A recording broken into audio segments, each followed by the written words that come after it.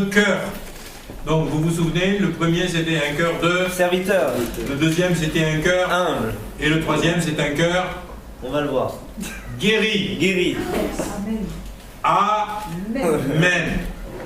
Un cœur guéri. Pourquoi un cœur guéri? Parce que, mes amis, on n'a pas le choix. Celui qui est blessé va automatiquement blesser les gens autour de lui. On pourrait croire le contraire, on pourrait se dire, oh, il est blessé, il a morflé, donc il va certainement pas le faire. Mais en vérité, il va le faire. Pas parce qu'il est méchant, pas parce qu'il a soif de vengeance, pas parce qu'il a envie que les autres endurent ce qu'il a enduré, mais tout simplement parce que quand il est blessé, plutôt que d'être dans l'action, il va être dans la réaction. Et vous allez remarquer qu'il y a des tas de gens, vous ne pouvez pas piger pourquoi ils réagissent d'une certaine façon.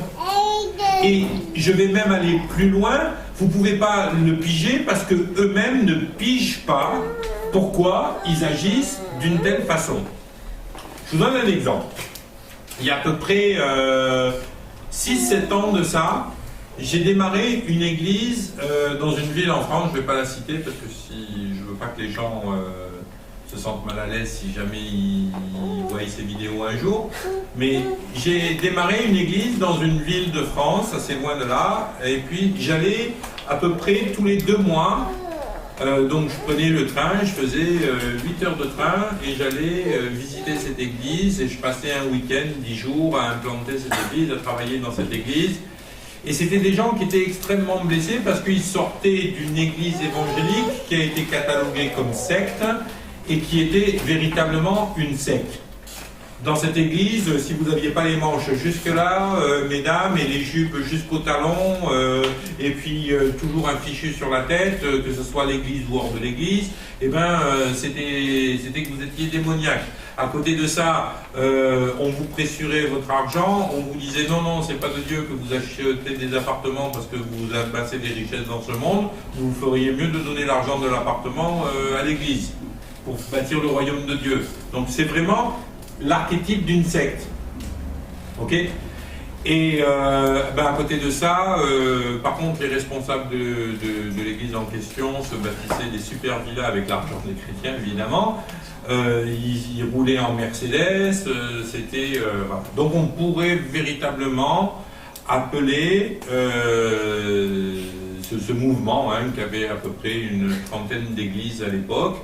Il avait vraiment bâti un beau petit royaume, le gars, et puis après il avait filé le royaume à ses enfants. Voilà. Et c'était vraiment une secte. Et les gens, la plupart des gens de l'église que j'avais démarré là-haut, étaient des gens qui sortaient de ce mouvement. Et si vous voulez, on avait vraiment des super rapports. On avait vraiment de super relations. C'était plus que simplement des gens à qui j'aidais de démarrer une église chez eux et puis que je formais. Ils ont fait cette formation d'ailleurs, la formation de disciples. C'est plus que ça, c'était vraiment devenu des amis.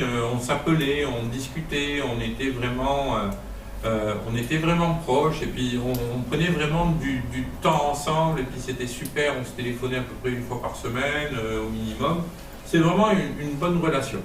Et à peu près, donc, toutes les 6 semaines, à peu près, je montais, et puis je passais 4-5 jours là-bas, je faisais plusieurs réunions, puis après je revenais, et puis je repartais, et puis je revenais. Et puis, un jour, on avait donc un de ces petits séminaires chez eux, donc, on était dans le salon, donc je logeais chez eux à chaque fois que j'allais là-bas, on était dans le salon, et puis, à un moment donné, la maman me pose une question, et moi je ne savais pas qu'ils avaient une discussion avec son mari à ce sujet-là, mais la maman me pose une question, elle me dit voilà, je garde des enfants, et puis c'est une famille qui est pas très aisée, et donc ils offrent jamais de cadeaux à leurs enfants, et puis l'autre jour, j'ai vraiment eu ça à cœur, je suis allé à Carrefour ou à Géant Casino, et puis j'ai acheté une poupée à la petite, et je lui ai offert la poupée. Je dis, c'est super, si vraiment Dieu t'a mis ça à cœur, c'est super, c'est génial. Et puis là, elle me dit, oui, mais voilà, la question que j'ai, c'est est-ce que la poupée que j'ai fait ça pour Dieu, parce que j'ai senti que Dieu m'avait parlé, est-ce que la poupée que j'ai offerte à cette petite fille, je la déduis de ma dîme? Alors j'ai regardé, j'ai dit, excuse-moi, non, je ne crois pas. La dîme, c'est la dîme, et puis ça, ben, tu as eu à cœur d'offrir une poupée à quelqu'un, c'est une offrande. Ça peut être considéré vraiment comme une offrande, mais la dîme, c'est la dîme, et les offrandes, c'est les offrandes. Et j'étais très libre de parler de ça, parce qu'en vérité, c'est pas moi qui touchais leur dîme, hein, ils ne me la filaient pas. Oui, ils me payaient mes billets de train pour monter, et puis c'est vrai que j'avais une offrande à chaque fois que j'allais, mais c'était pas avec la dîme de leur couple que je faisais ça, quoi. C'était, et puis je lui dis, écoute, non. Et donc on a discuté de ça, et puis elle était d'accord avec moi, hein, mais le fait est, c'est qu'elle et son mari n'étaient pas d'accord sur ce sujet. Donc elle m'a posé la question, et moi je ne savais pas qu'elle n'était pas d'accord avec son mari. Et son mari n'a rien dit, mais le lendemain je suis parti, et à partir, ça a été la dernière fois que je suis allé là-bas. Ils ne m'ont plus jamais invité. Et ça a duré pendant presque, pendant plusieurs mois. Je les ai appelés, quand je disais ben je vais venir, ils me disaient non, non, tu peux pas venir. Bon. Je dis pourquoi, il y a quelque chose? Non, non, non, c'est juste ça s'y prête pas, ce coup-ci, voilà. Puis bon, au bout de 6 mois, quand tu as l'habitude d'aller toutes les 6 semaines, et que ça fait 6 mois que tu n'es pas allé, un jour je leur ai dit mais qu'est-ce qui se passe, quoi? Et j'ai fini par apprendre que ben, le mari avait pété un câble. Pourquoi? Ben, parce que dans son cœur, il avait été roulé dans la farine, escroqué par l'ancienne église dans laquelle ils étaient par rapport aux dîmes et aux offrandes, et il avait une réaction épidermique qu'il n'avait pas pu expliquer, mais qui l'avait amené à déclencher une sorte de mur entre lui et moi, parce que j'avais dit que la dîme, ça servait à financer les ministères et que les offrandes, c'était autre chose. Et il a pété un câble. Il a fallu plus de 3 ou 4 ans pour qu'il puisse reprendre contact avec moi. Et après 3 ou 4 ans, il a repris contact avec moi pour s'excuser, mais on n'a jamais redémarré à bosser ensemble. Et puis, je sais que je continue de temps en temps à aller dans la région là-bas pour d'autres réunions et d'autres choses, mais il ne viendra pas à une réunion, tout ça. Pourquoi est-ce que quelque chose qui était super et qui était une vraie amitié et qui était vraiment quelque chose de voulu de Dieu et de constructif, hein, le petit groupe était passé de 4-5 personnes, en vérité au départ il y avait 2 ou 3 couples, on était arrivé à se retrouver, à faire une convention avec Souffle Nouveau là-bas, et on avait à la fin un groupe de 25-30 personnes, quoi, après moins d'1 an. Comment tout ça a été détruit je dirais en quelques minutes? Et bien, tout simplement parce que le gars avait une blessure au fond de son cœur qui est justifiée. Mes amis, ne dites jamais à quelqu'un qui est blessé, c'est pas normal que tu sois blessé.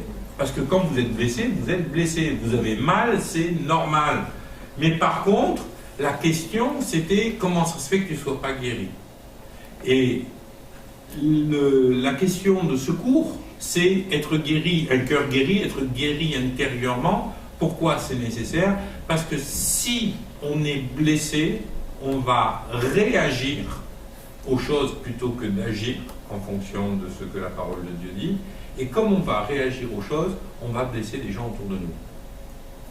Parfois, c'est pas très grave, parce que on sait se maîtriser, on sait faire attention, on va peut-être finir par apprendre à maîtriser nos réactions, nos pulsions de défense et tout ça, mais parfois on n'y arrive pas. Et un jour ou l'autre, ça nous répète au visage. Dans tous les cas de figure, ne pas être guéri, c'est quelque chose de douloureux. Quand vous êtes malade, vous avez envie d'être guéri. Et bien, quand vous êtes malade dans votre âme, vous avez besoin d'être guéri. Pourquoi est-ce qu'on fait des entretiens de relations d'aide? Pourquoi on aide les gens? Parce que, mes amis, quand on est blessé, non seulement on souffre, mais on fait souffrir aussi les autres. Donc, l'intérêt d'avoir un cœur guéri, c'est d'abord d'arrêter de souffrir, d'arrêter de faire souffrir les autres, mais en plus de ça, c'est une condition sine qua non dès qu'on veut exercer un ministère quel qu'il soit, parce que comment on va faire pour aider les autres à s'en sortir si nous-mêmes on ne s'en est pas sortis? Amen? Être guéri intérieurement. Vous savez, quand on vient à Christ, moi au début je disais ouais mais c'est pas tout le monde qui a souffert. Mais moi je vais vous dire aujourd'hui, je me suis aperçu d'une chose, c'est que quand on vient à Christ, la plupart du temps, la vie nous a massacrés. Mais aujourd'hui, ça ne se fait pas de dire qu'on va pas bien. Ça ne se fait pas. Alors on n'arrive pas à piger. Mais je suis désolé, j'ai jamais vu de gens venir à Christ et ne pas avoir de blessures dans le cœur. Oh, parfois il faut quelques semaines avant que les blessures ressurgissent. Mais au bout de quelques semaines, vous savez, on arrive toujours à camoufler nos blessures un certain temps. Parce qu'on vit en société, parce qu'on a l'habitude de porter un masque. Et parce que porter un masque est devenu une seconde nature pour chacun d'entre nous. Vous savez, on est là et puis on se dit, ben voilà, il faut que je continue à vivre, il faut que j'aille bosser, il faut que je vive ce que j'ai à vivre. Donc on est là avec nos blessures et puis on a pris l'habitude de mettre des masques pour montrer que tout va bien. Et la plupart du temps, excusez-moi. Et la plupart du temps, eh ben, on a des masques et on oublie les blessures qui sont derrière les masques parce qu'on a tellement pris l'habitude de porter un masque que l'on considère que le masque c'est notre vraie nature. Un qui a un super témoignage à ce sujet-là, c'est Nathan, hein, ce qui lui a envié à l'école biblique à un moment donné, à force de porter des masques, ils ont dit ouais mais nous on aimerait bien connaître le vrai Nathan, quoi. Le vrai Nathan, il était sous un masque, était sous un masque, était sous un masque, était sous un masque, et en fonction des gens avec qui il était, il intervertissait les masques. Pourquoi? Parce qu'il était blessé. Et je vais vous dire une chose, que ce soit parmi les enfants de chrétiens ou que ce soit parmi les enfants de non-chrétiens, que ce soit parmi les gens qui ont des vies saines ou des gens qui ont des vies de patachons, que ce soit quelles que soient les personnes, je n'ai jamais vu de gens qui arrivaient indemnes à Christ. Pourquoi? Ben, tout simplement parce que le diable est méchant. Et que le diable, il ne loupe personne. Amen? Donc, la première chose que je veux qu'on réalise aujourd'hui, c'est que Dieu a décidé de guérir ceux qui ont le cœur brisé. Qu'est-ce qu'il dit? Venez à moi, vous qui êtes fatigués, chargés, je vous donnerai du repos. L'Éternel m'a oint pour apporter une bonne nouvelle aux pauvres, aux malheureux, pour guérir ceux qui ont le cœur brisé. Ok? Ésaïe 57, verset 18. J'ai vu ses voix, mais je le guérirai. Je le guérirai et je le comblerai de consolation. C'est-à-dire que Dieu ne veut pas juste te dire oh, ouais, t'inquiète pas, hein, t'es blessé, mais ça va aller, hein, ma chérie. Non, non, il veut te combler de consolation. Combler, c'est quoi? C'est quand tu débordes. T'imagines, tu as un volume, si tu veux le combler, il faut que ça déborde. Eh bien Dieu, il a envie de combler ton cœur, de combler ton cœur, de combler ton cœur, de quoi? De consolation. Pourquoi? Parce que mes amis, Dieu est bon. Amen. Comme le diable est méchant et qu'il vous a blessé, Dieu, il a envie de vous combler de consolation afin que vous soyez heureux. Amen. Amen. Ça vous tente? Yes. Qui c'est qui a envie d'être comblé de la consolation de Dieu? Ah, c'est bon, il n'y a pas que moi alors. Génial. Génial. Même Émile. Même Émile. Même Émile. Vous savez, le problème, c'est que beaucoup de gens ne sont même pas conscients de leurs blessures. Moi, je me souviens, quand j'étais marin-pêcheur, un jour, je suis arrivé donc, sur le bateau et c'était en Nouvelle-Zélande, et on avait capturé, je ne sais pas, peut-être 60-70 kilos de pageaux. Mais des gros, hein, des pageaux comme ça. Et vous savez, le problème, c'est que quand vous avez un filet dans l'eau et que vous avez 70 kilos de pageaux dedans, ça en fait un paquet des pageaux. Hein. Et vous avez intérêt, si vous n'avez pas envie de les perdre, à vous dépêcher de les sortir du filet et de les balancer dans le bateau. Donc j'ai pas cherché à comprendre, j'étais payé au pourcentage, là, comme tous les marins pêcheurs. Je plongeais les mains et j'attrapais. Et puis j'avais les mains mouillées, et j'attrapais les pageaux, et j'attrapais, je jetais dans le bateau, et j'étais super content, on était tous excités parce qu'on avait fait vraiment une bonne pêche. Et donc on a sorti plus de 100 poissons du filet qu'on a balancé comme ça. Moi j'étais dans le petit dinghy, je balançais ça dans mon gros bateau, j'attrapais les poissons, ils étaient vivants, ouais, c'est pas grave, allez, et on a fait tout ça. Et j'étais super excité. Le lendemain matin, je ne pouvais pas tenir un stylo. Vous savez pourquoi? Parce que sur l'arête dorsale des pageaux, c'est plein d'épines. Et je me suis piqué les mains des dizaines et des dizaines et des dizaines de fois et je m'en suis même pas aperçu. Vous savez pourquoi? Parce que dans l'excitation du moment, dans les mains mouillées avec le froid, j'étais un peu comme anesthésié. C'est pas des épines venimeuses, hein, c'est pas comme des rascasses, mais c'est quand même des pics. Hein, c'est comme si on vous plantait des aiguilles. Je me suis aperçu de rien. Jusqu'au moment où j'ai été dans le repos. Et quand j'ai été dans le repos, je me suis aperçu, je ne peux plus jouer de guitare, je ne peux plus tenir un stylo.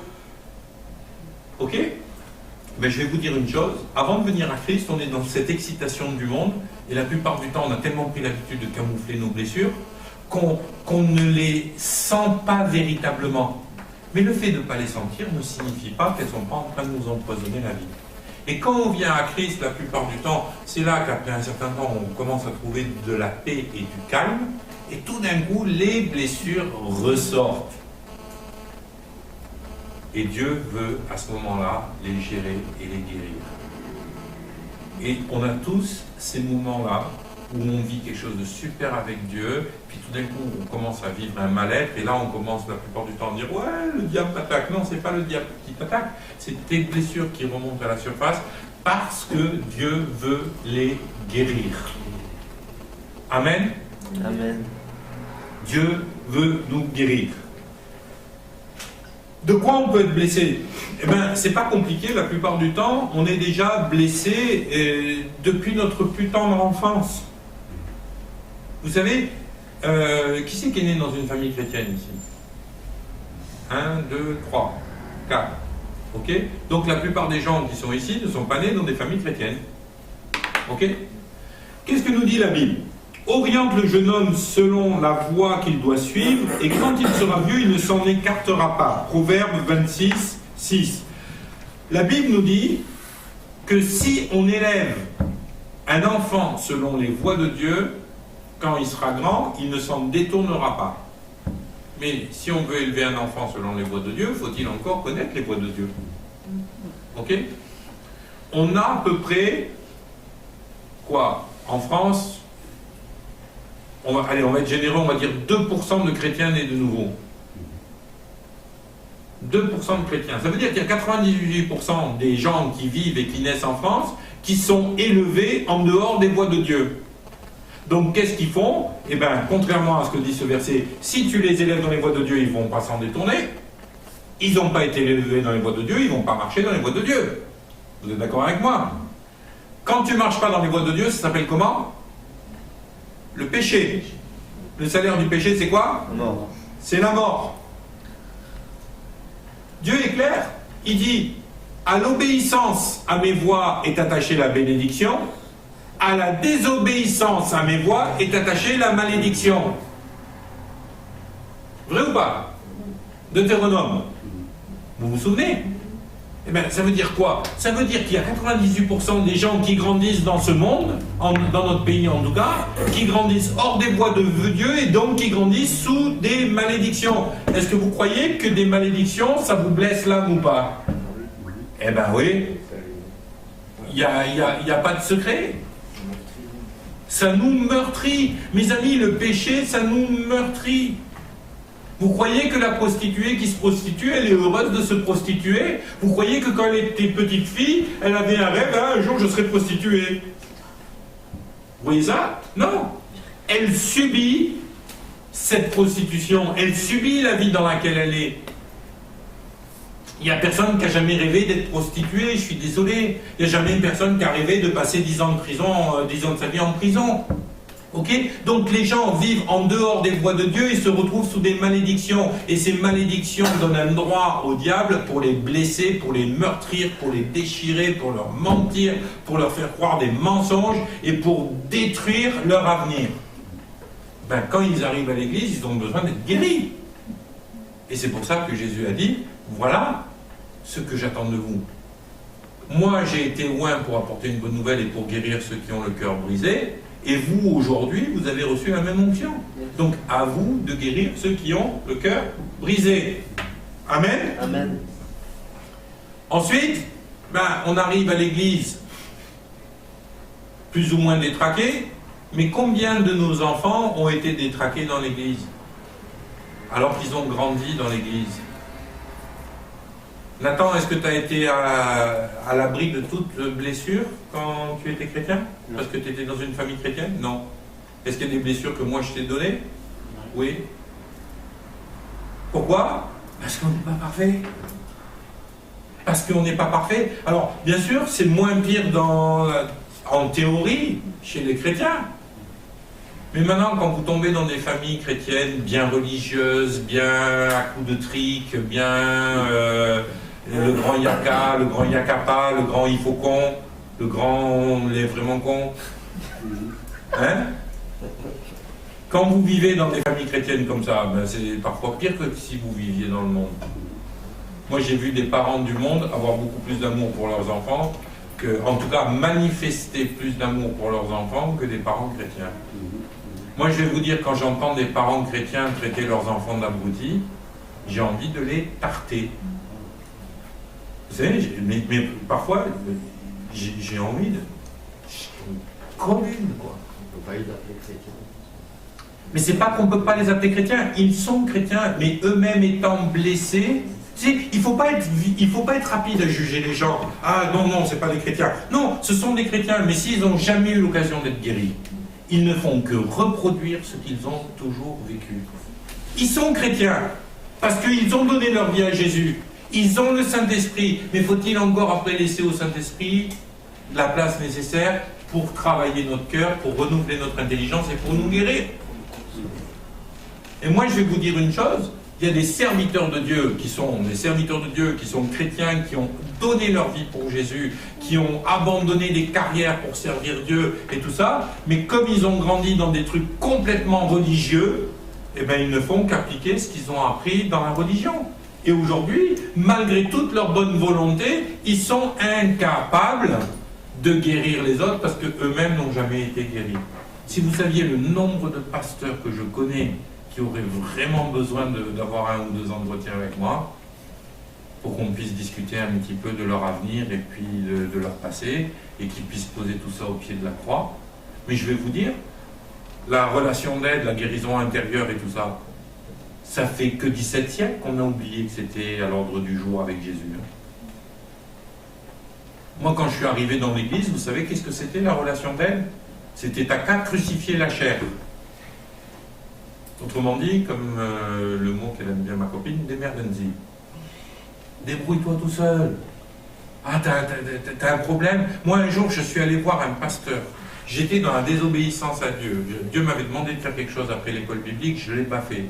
Et puis, j'ai désobéi, j'ai voulu le faire, rattraper le coup, j'étais sur le point de partir, j'ai redésobéi parce que cette fois-ci, il y a eu une telle pression de l'église et du pasteur sur moi. Quand j'ai réalisé ça, et un jour, je vais voir le pasteur, et je lui dis, écoute, non, même pas, c'est ma femme qui lui a téléphoné, qui lui a dit, écoute, Michael est en pleine dépression.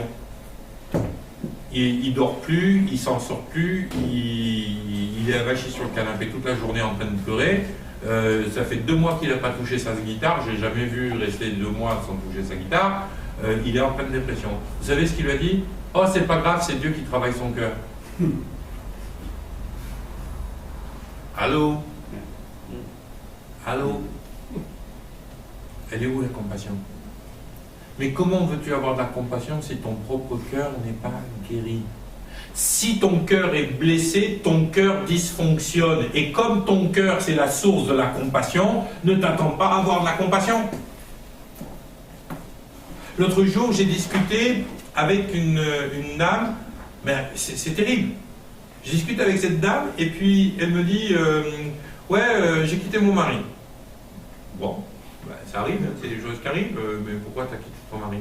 Oh, parce qu'on ne s'entendait plus, et puis, j'en avais marre et tout, ça allait pas. Mais il était violent avec toi? Non, non. Il te frappait? Non, non. Il t'insultait? Non, non. T'as des enfants? Ouais, 2. Ils ont quel âge? 18 mois et 3 ans. Hello. Et tu n'as pas de compassion pour tes enfants? Parce que je suis désolé, un divorce, c'est un couple qui dysfonctionne, c'est des enfants qui vont être blessés. Arrêtons de nous leurrer, de dire « Ah non, c'est mieux pour les enfants qu'on divorce ». Mais vous savez quoi? Comment vous voulez qu'elle ait de la compassion alors que son cœur à elle est meurtri? Ça ne peut pas marcher. Il faut commencer par guérir son cœur. Vous voyez à quel point c'est important d'avoir notre cœur guéri.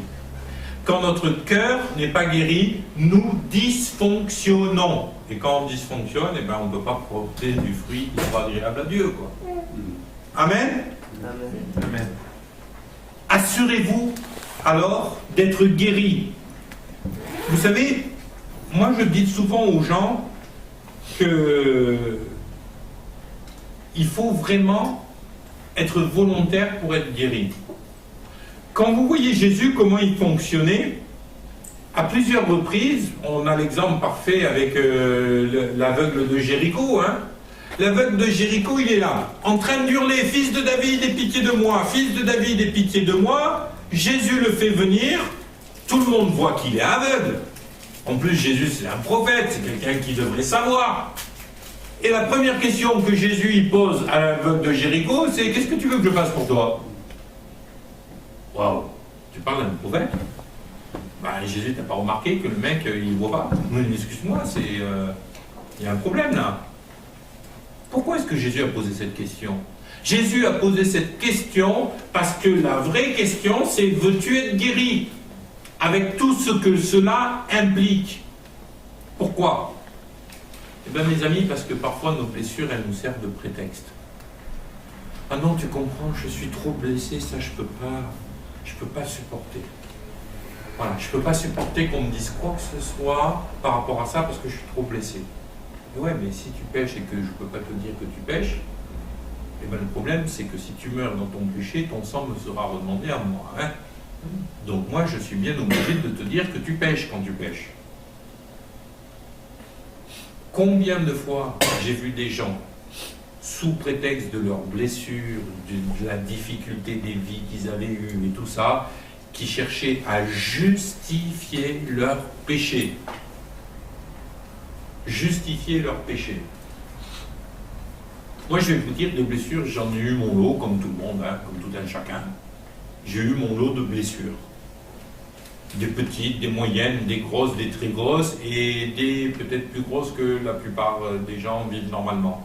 J'ai eu mon lot de blessures. Je n'ai jamais accepté que mes blessures me servent de prétexte. Et jusqu'au bout, à chaque fois que je me retrouve confronté à mon péché, confronté à ma colère, confronté à quelque chose, jamais je ne cherche d'excuses dans mes blessures du passé pour justifier mes agissements d'aujourd'hui. Parce que si je fais ça, ça veut dire que je ne veux pas être guéri.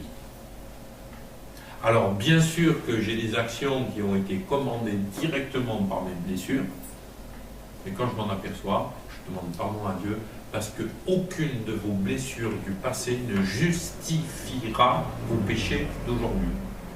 La seule chose qui peut justifier vos péchés d'aujourd'hui, c'est le sang de l'agneau. Alors ne cherchez pas dans votre passé des circonstances atténuantes, il n'y en a pas. C'est se mentir. Dieu ne veut pas nous amener devant le tribunal. Il nous a graciés. La Bible nous dit que l'acte d'accusation qui nous accusait a été effacé dans le sang de Jésus. Mais n'avons pas plaidé notre cause, c'est lui qui l'a plaidé. Je ne vais pas aller essayer de justifier auprès de Dieu, ouais j'ai fait ça ou ça ou ça, mais tu comprends, c'est parce que j'ai vécu ça ou ça. Ça ne sert à rien d'essayer de se justifier. Dieu nous a pardonné. Mais acceptons d'être guéris, ce qui nous permettra de changer. Amen. Il faut arrêter d'accepter ces faux raisonnements qui sont la plupart du temps de sources démoniaques. Oh, j'ai trop souffert. Ah non, mais tu ne peux pas comprendre. Moi, il y a un truc qui m'exaspère, c'est quand les gens, tu es en train de discuter avec eux pour travailler à leur guérison et tout ça, et puis ils disent « Ah non, mais tu ne peux pas comprendre. » Ah, je ne peux pas comprendre, je vais t'en coller une, tu vas voir si je peux comprendre ou pas. Tu me traites d'imbécile? Oh! Bien sûr que je peux comprendre. Mais ça ne justifie rien. Ça ne justifie pas. Tu peux dire, ah ben voilà, donc j'ai été violée quand j'étais petite, je décide qu'à partir de maintenant, tous les hommes sont des salauds, et toi tu peux pas comprendre, donc il ne faut pas que tu me dises le contraire, tu vas dire la même chose que moi. Ben tu as le choix entre continuer dans ton raisonnement, et dire que je ne peux pas comprendre, ou accepter d'être guéri, et retrouver une vie de femme normale. Non mais tu ne peux pas comprendre, tu n'as jamais été violée. Non, j'ai jamais été violée, c'est vrai. Mais je peux te garantir que ce que je comprends, c'est que Dieu a un avenir et une espérance pour toi, et quelle que soit la blessure de ton passé, Dieu veut la guérir. Alors laisse-toi guérir. Pour pouvoir se laisser guérir, il y a une clé, mes amis, qui est primordiale. C'est la clé du pardon. On ne peut pas espérer être guéri dans son âme si on refuse de pardonner. Parce que la clé de la guérison, c'est le pardon.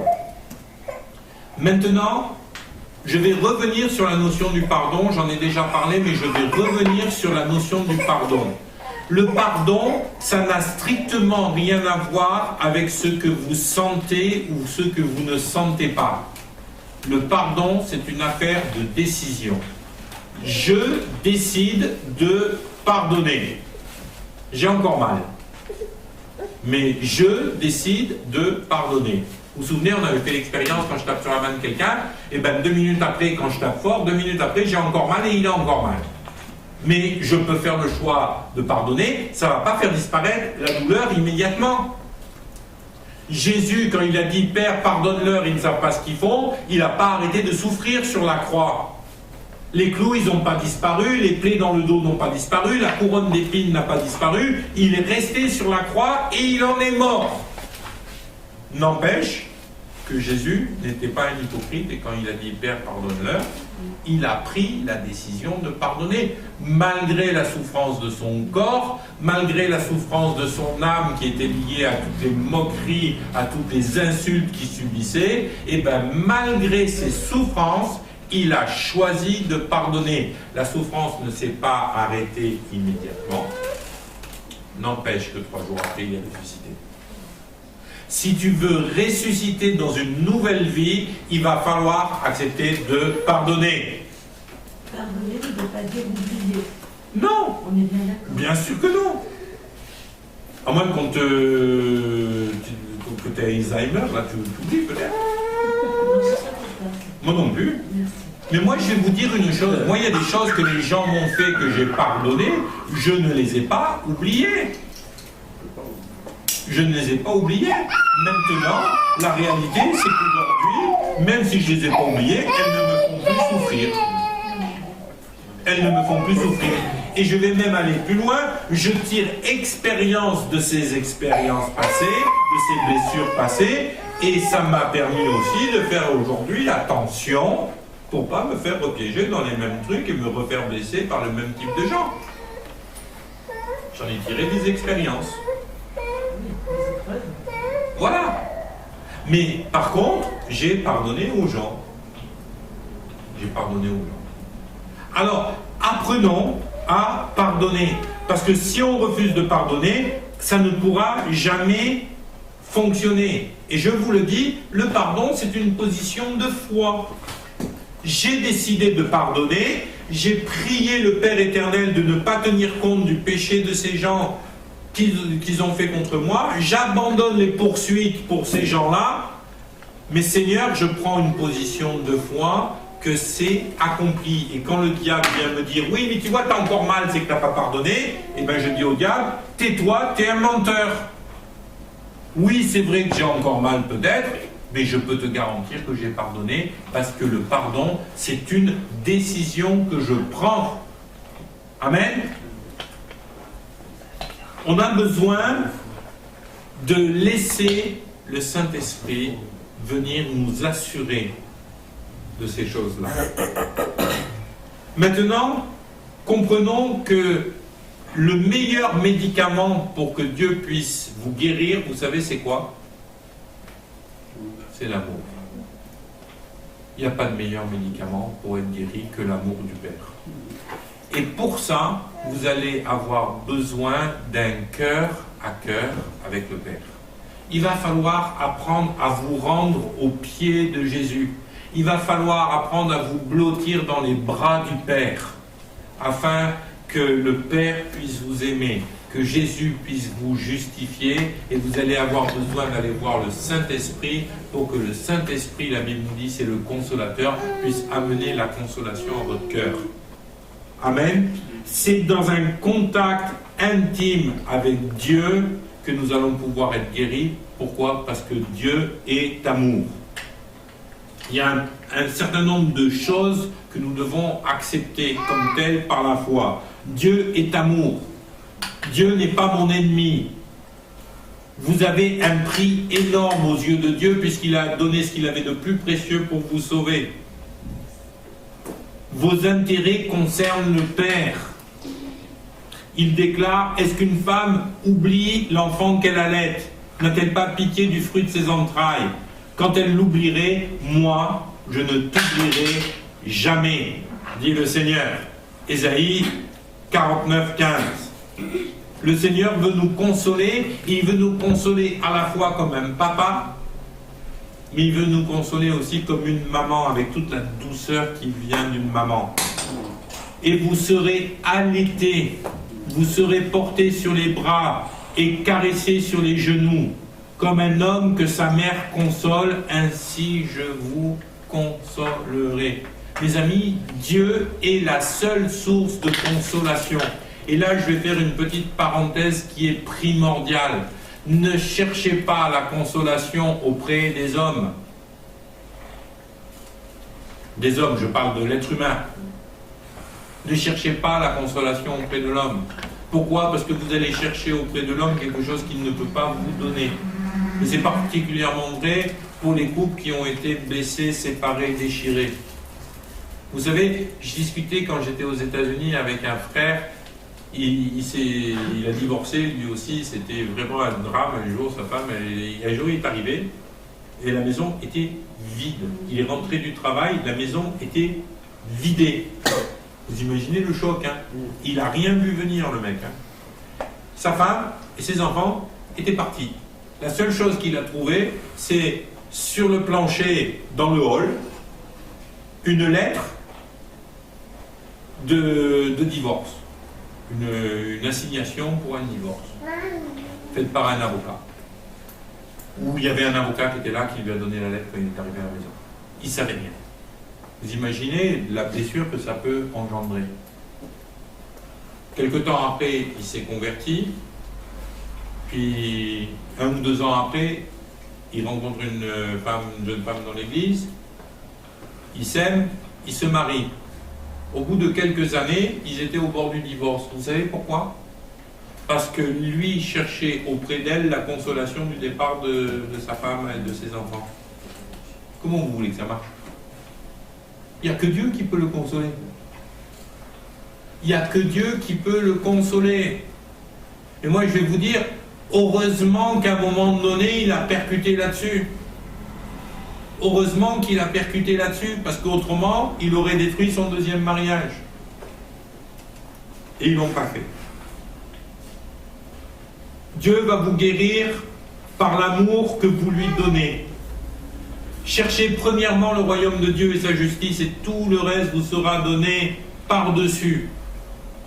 Aimez Dieu, cherchez le royaume de Dieu, et vous allez voir que Dieu va vous guérir parce que vous lui témoignez de l'amour que vous avez pour lui. Il va aussi vous guérir à travers l'amour que vous pouvez vous porter à vous-même. Et mes amis, l'amour que vous pouvez vous porter à vous-même, ce n'est pas de l'orgueil. On ne parle pas d'orgueil là.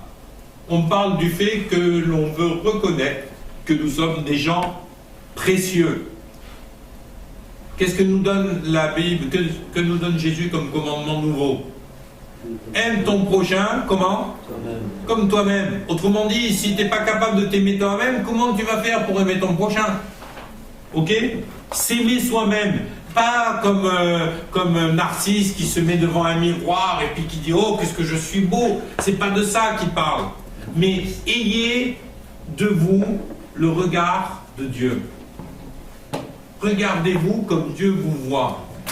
Soyez de ces gens qui ne sont pas toujours en train de dire « je suis moche, je suis vieux, je suis fatigué, je ne suis pas capable, je ne vaux rien, il n'y a personne qui m'aime ». Mais bien sûr, il n'y a personne qui m'aime si tu n'es pas foutu de t'aimer toi-même.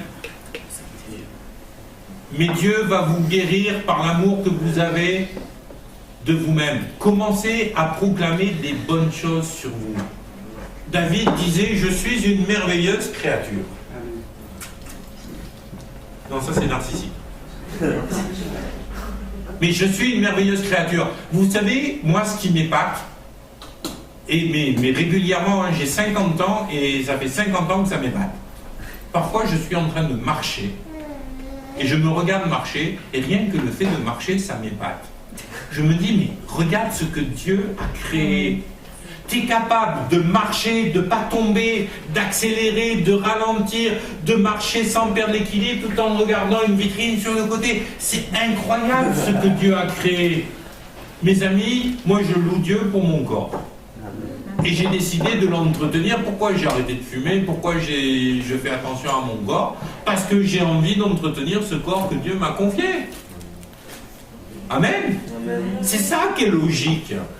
C'est ça qui est logique. Apprenons à nous respecter nous-mêmes et vous allez voir que les autres vont vous respecter quand vous aurez commencé à vous respecter vous-même. Et respecter les autres.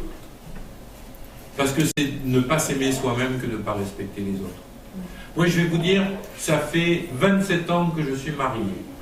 Et bien depuis que je suis marié, je peux vous garantir, jamais je n'ai accepté de dire quoi que ce soit au sujet de ma femme, de ma mère. À personne. Ni à mes amis, ni à rien. Voilà. Je respecte. C'est ma femme, c'est ma moitié. Et c'est certainement la meilleure des deux moitiés. Et je vais vous dire une chose, je crois que quand Dieu nous a unis, il nous a unis. Et bien je vais vous dire, c'est peu se respecter soi-même. Moi quand j'entends des gens qui viennent et puis qui racontent des falaises sur leur conjoint, mais j'ai envie de leur mettre des coups de pied au cul, quoi. Tu t'insultes toi-même quand tu fais un truc comme ça. Inacceptable. Inacceptable. Ensuite, Dieu va vous guérir par l'amour que vous allez pouvoir donner aux autres. Vous savez qu'il y a une véritable thérapie dans l'amour que vous donnez aux autres. Moi, je suis toujours éberlué de voir comment ça nous fait du bien et ça nous soulage d'aimer les gens. Je ne sais pas si vous avez remarqué, mais moi, dès qu'il y a des gamins, je chauffe les gamins, je leur fais des bisous, je les prends dans les bras, j'aime les enfants. Mais je vais vous dire, je me fais du bien. Parce que quand vous donnez de l'amour et que vous avez un simple sourire d'un bébé en retour, mais pétard, ça vous fait votre journée. Ça vous fait votre journée. Moi, pourquoi j'aime les enfants? Parce que les enfants, c'est comme un miroir au sujet de l'amour. Vous les aimez, ils vous aiment en retour automatiquement. C'est merveilleux, les gamins. C'est peut-être pour ça que Jésus dit que le royaume des cieux, c'est pour ceux qui ont le cœur d'un petit enfant. Parce que ce sont des miroirs d'amour. Vous les aimez, ils vous aiment. Ça se reflète sur vous. Je vais vous dire, il y avait une chanson il y a 30 ans en arrière, prendre un enfant par la main. Eh bien, je vais vous dire, il y a du vrai dans cette chanson. Vous prenez un enfant par la main, vous avez l'impression que vous êtes immortel.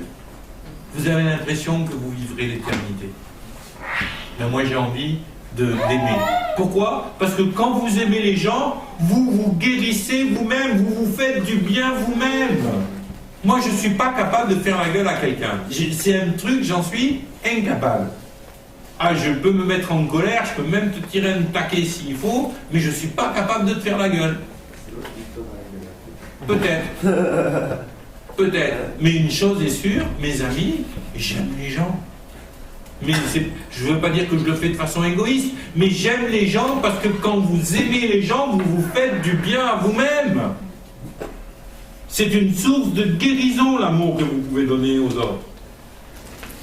Et vous serez aussi guéris par l'amour que vous recevrez des autres.